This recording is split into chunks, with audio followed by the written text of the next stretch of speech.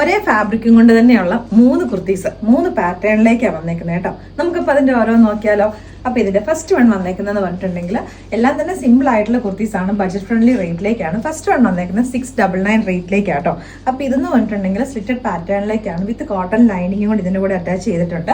അപ്പോൾ ഇതിന്റെ ഹൈലൈറ്റുകൾ എന്ന് പറഞ്ഞിട്ടുണ്ടെങ്കിൽ സ്ലീവിന്റെ എൻ പോർഷനിലേക്കും നെക്ക് ലൈനിലേക്കും ഒരു വി ഷേപ്പിലേക്കും രണ്ട് സ്ലീവിലേക്കും വന്നേക്കുന്ന ക്രോഷ്യോലേസിന്റെ ഡീറ്റെയിലിംഗും കൂടെ ആട്ടോ.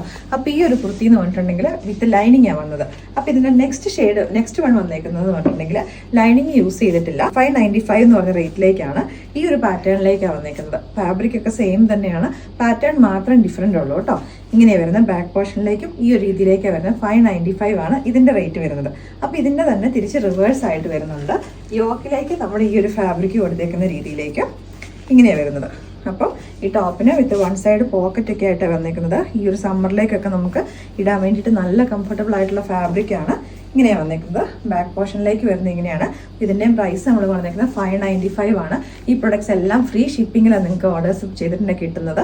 അപ്പോൾ ഇതെന്ന് പറഞ്ഞിട്ടുണ്ടെങ്കിൽ ഇതെല്ലാം ലിമിറ്റഡ് ക്വാണ്ടിറ്റി ഉള്ള വെബ്സൈറ്റിൽ കൂടെ മാത്രം നിങ്ങൾ ഓർഡേഴ്സ് പ്ലേസ് ചെയ്യുക.